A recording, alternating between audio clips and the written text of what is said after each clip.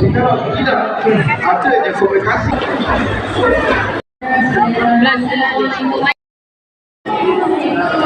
Yang beli 3 percuma 1 tu, percuma tu apa-apa buku je ke ataupun ada tertentu?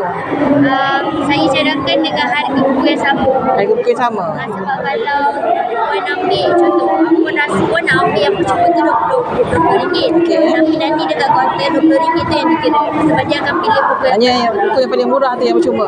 Antara 4 tu kan. Terima kasih. So, dah jumpa dah. Tunjuk. Solat. Lagi. Tentang syaraf. Videonya. Sekejap.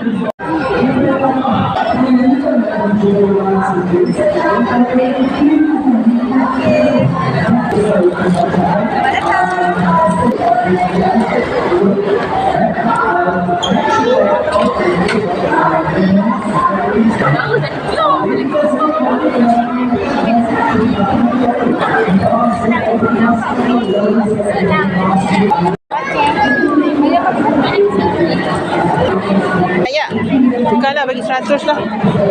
Sebab ada file kan. Ayah, receipt nak tau. Kalau tanya nak receipt ke, nak je.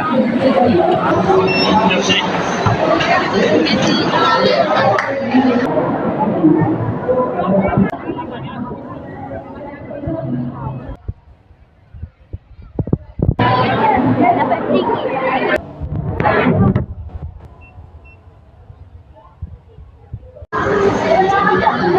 Okay.